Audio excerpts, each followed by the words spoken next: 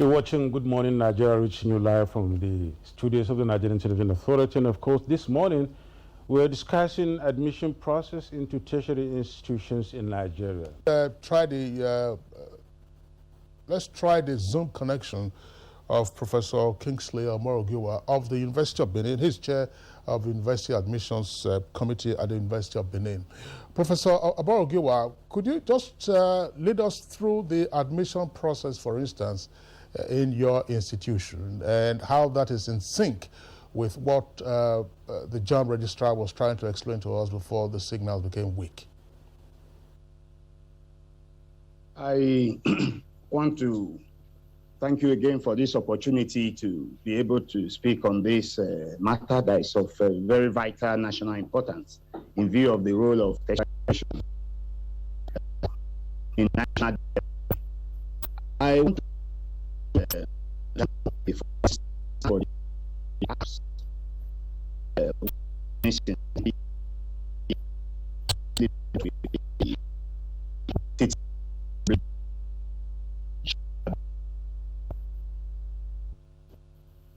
addressed as one. The bandwidth issue was not so good at the beginning, but now it is so good we are able to access CAPS with little or no difficulty. Well, on the right to admit students to universities is embedded in the statutory role of JAMB, but not without the contribution of the institutions.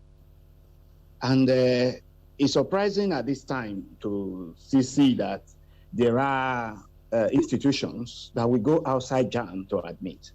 The process is laid down, the procedure is clear, and even though there will still be some need or a need to configure the system to hinder what may be considered not following the rules, I think the computer analysts or the software engineers should be able to handle that. No admission should go without following through the CAPS.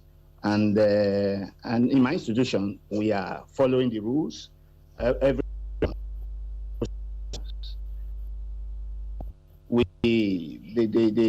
interpretation of our understanding of the rule we are following, and there is a desk officer who is supposed to monitor our compliance. But maybe I need to say this now. Well, there seems to have been some slowdown. I understand that there's some investigation going on in JAMB, and the desk officers have been swapped, and the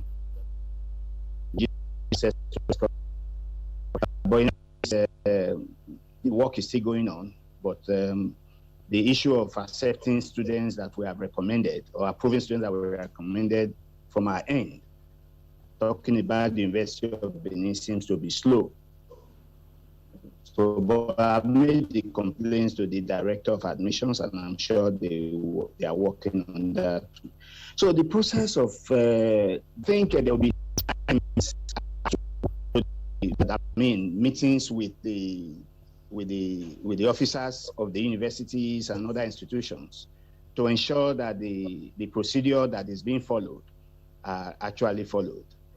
I commend the innovations that JAMB is putting in.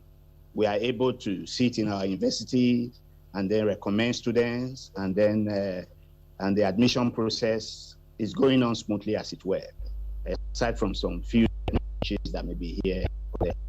So, but I think I'm not sure that any institution is aware that that they have the right to admit without going through CAPS. Everyone is aware. There have been policy meetings and other meetings that followed. The chief executive of JAMB had reiterated it over and over that every admission must go through CAPS.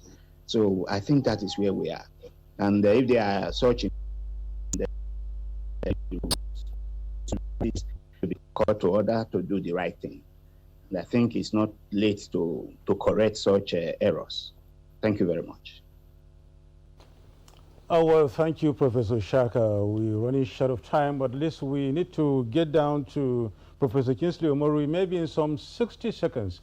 What advice would you have really as a parting statements to, admission seekers especially, in Nigeria towards abiding by caps and, of course, getting things done rightly for themselves?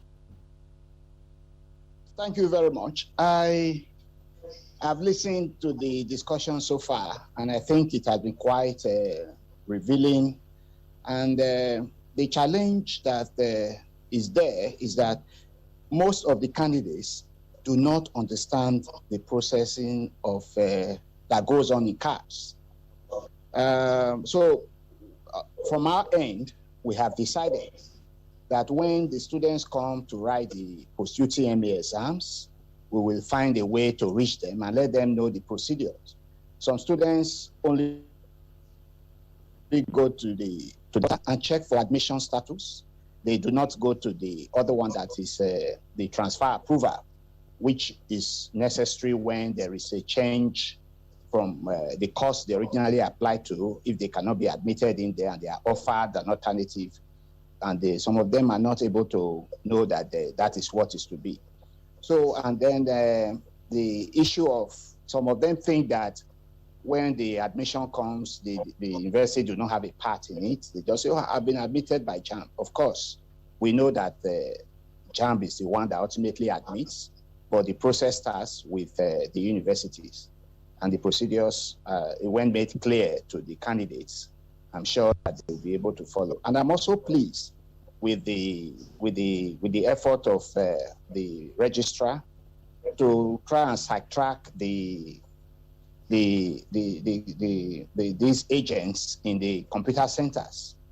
The exploitation and the misinformation seems to be high in that regard. But in any case, I want to say that there are some of the phones that the candidates have that are not able to access the information in CAPS as they should. So they need to still go to the cyber cafe. I'm sure that I observed that except the phone is an Android and has the updated Chrome, all the information as it's needed may not be on display. So they have to still go to the cyber cafe. So in any case, I think... I'm sorry, it was just a reverberation there from Professor Kingsley Omorogiuwa with us via Skype from the University of Benin. So, Kingsley, this is a wide topic, really. We need to come back to it somehow. Absolutely. Yeah, we have to return to it at some point. There are still a number of issues to so clarify. Many we didn't talk. We also have to have the opportunity of speaking to candidates to just have to know how well they understand the processes, as Professor Omorogiuwa was talking about. So, our deep appreciation to all our guests this morning. Professor Ishaq Oloyole, Registrar of JAMB, joining us via Zoom from Ilorin. Professor Babagana Guti from Maiduguri, here in the Abuja studios, former Vice Chancellor, University of Abuja and Sokoto State University, Professor Nuhu Yakub, as well as Dr. Abdul Malik Durunguwa, who is on the Governing Council of NOC University, recently licensed at Kachia in Kaduna State. So that's it for us today on Good Morning Nigeria. We thank you for tuning in. We're back tomorrow, same time, 7 o'clock in the morning. Until then, do take care of yourself. I'm Kingsley Osaka. And I'm Yusuf Nadabo Usman. Thank you for watching.